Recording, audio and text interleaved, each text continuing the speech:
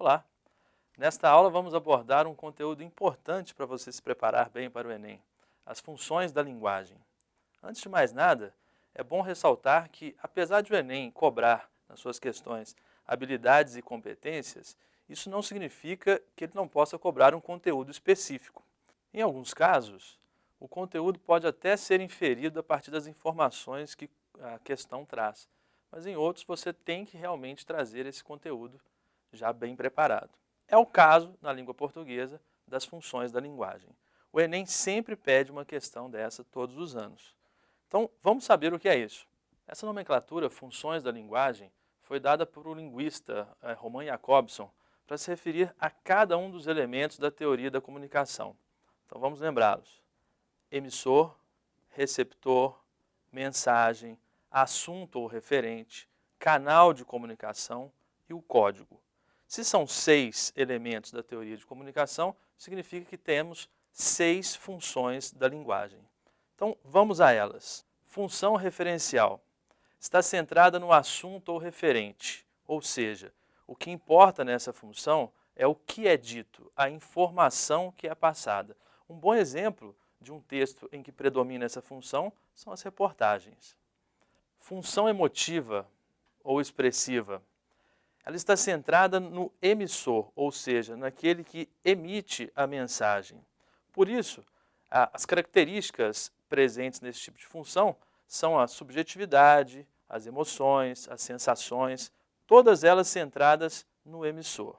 Exemplos de textos que contêm esse tipo de função são os poemas, principalmente, ou textos argumentativos, textos de opinião. Função conativa. Essa função está centrada no receptor, ou seja, todas as estratégias utilizadas no texto estão voltadas para persuadir esse interlocutor, para convencer o receptor. O melhor exemplo para esse tipo de função é a propaganda. Função fática. A função fática está centrada no canal de comunicação, ou seja, no contato entre os interlocutores. As pessoas costumam confundir a função fática com a função conativa, uma vez que as duas são voltadas, de certa forma, para o receptor. A diferença é que a função fática tem como objetivo apenas estabelecer ou manter um contato com o receptor, ao contrário da função conativa, como a gente já viu, que pretende persuadir esse receptor. Um exemplo para a função fática são algumas expressões que a gente utiliza, por exemplo, ao falar ao telefone. A própria expressão alô, para estabelecer um contato com esse receptor, ou algumas expressões de confirmação, como ouviu bem? Não é mesmo? Essas são expressões próprias da função fática. Função metalinguística. Esta função está centrada no código, ou seja, na própria língua. O que é metalinguagem? É uma linguagem falando da própria linguagem. Então, o que seria a função metalinguística? A língua falando da própria língua. Um poema falando sobre poesia, por exemplo, ou o próprio dicionário, que nada mais é do que palavras explicando uma determinada palavra. Função poética. Está centrada na mensagem, ou seja, nesta função, o importante é como se diz algo e não apenas o conteúdo. Neste caso, o aspecto estético é tão importante ou até mais importante que o próprio conteúdo. Ao contrário do que se pensa, é claro que ela vai aparecer em textos literários, onde se espera um trabalho maior com as palavras, e não apenas em poemas. Para que isso tudo fique mais claro, vamos analisar agora uma questão do Enem 2013, onde é exigido o conhecimento sobre funções da linguagem. Para que a gente entenda um pouco melhor as funções da linguagem, vamos pegar um exemplo de uma questão que eu tirei aqui do Enem de 2013, a questão 133 do caderno amarelo, para que a gente possa entender um pouco melhor aí essas funções. Você pode acompanhar aí que aparece para a gente um texto, tem o título de lusofonia, luso é a referência a Portugal, e logo de início nós temos um vocábulo, né, rapariga, e a explicação desse vocábulo, né, substantivo feminino, de rapaz, mulher moça, nova, menina, e no Brasil o significado meretriz, ou seja, prostituta. Aí o autor começa a escrever o poema. Escreva um poema sobre a rapariga que está sentada no café, em frente da chávena de café, enquanto alisa os cabelos com a mão. Mas não posso escrever este poema sobre essa rapariga porque, no Brasil, a palavra rapariga não quer dizer o que ela diz em Portugal. Então, terei de escrever a mulher nova do café, a jovem do café, a menina do café, para que a reputação da pobre rapariga que alisa os cabelos com a mão num café de Lisboa não fique estragada para sempre quando este poema atravessar o Atlântico para desembarcar no Rio de Janeiro.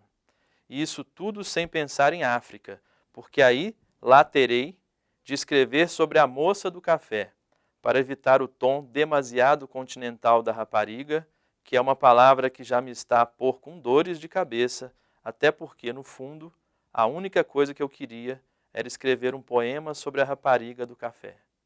A solução, então, é mudar de café e limitar-me a escrever um poema sobre aquele café onde nenhuma rapariga se pode sentar à mesa, porque só servem café ao balcão. É bom lembrar que os textos podem ter mais de uma função da linguagem. Como vocês puderam observar aqui, nessa questão, nós temos a função poética, uma vez que há uma clara preocupação estética aqui, é um poema, o texto foi escrito em forma de versos, existem algumas características próprias aqui, por exemplo, Brasil, África e Portugal escritas com letra minúscula, são substantivos próprios, deveriam vir com letra maiúscula. Isso é uma escolha do poeta, do autor, e tudo por um aspecto estético. Logo, temos uma função poética. Além disso, existe aqui também claramente a função metalinguística, uma vez que o poema se refere ao próprio fazer literário, ou seja, à própria construção do poema. Então, mais uma vez, é língua se referindo à própria língua. Vamos ver aqui o enunciado. O texto traz em relevo as funções metalinguística e poética. Reparem que, nesse caso, ele não perguntou para você quais eram as funções que estavam aqui presentes no texto. Já disse quais são elas, mas você tem que dominar o conteúdo. Você tem que saber o que é uma função poética, o que é uma função metalinguística, para responder à questão. Na sequência, então, o enunciado diz: seu caráter metalinguístico justifica-se pela discussão da dificuldade de se fazer arte inovadora no mundo contemporâneo, defesa do movimento artístico da pós-modernidade, típico do século XX, abordagem de temas do cotidiano em que a arte se volta para assuntos rotineiros, tematização do fazer artístico pela discussão do ato de construção da própria obra, valorização do efeito de estranhamento causado no público, o que faz a obra ser reconhecida. Se vocês observarem com atenção cada uma das alternativas, todas elas vão se referir à arte, ou ao papel dessa arte. É óbvio que a temática do texto passa por isso. Afinal de contas, estamos falando da construção artística de um texto, no caso, o poema. Mas se você sabe o que é a função metalinguística, não existe outra alternativa que não seja a letra D. Vamos revê-la. A justificativa do caráter metalinguístico se dá pela tematização do fazer artístico, ou seja, a construção do próprio poema como tema, pela discussão do ato de construção da própria obra. Bom, como você pôde observar, é importante que você tenha o conhecimento das funções da linguagem para resolver essa questão. Você não teria a menor dúvida aqui nesse caso, se soubesse o que é uma função metalinguística, para solucionar a questão. É importante lembrar, mais uma vez, que o Enem sempre traz pelo menos uma questão de funções da linguagem, no caso de língua portuguesa. E é importante lembrar também que nem sempre eles indicam quais são as funções que estão no texto. Às vezes, as próprias alternativas trazem cada uma das funções da linguagem para que você identifique se ela está presente ou não no texto. Daí a importância de você dominar esse conteúdo. Entendeu? Então, boa prova e até a próxima.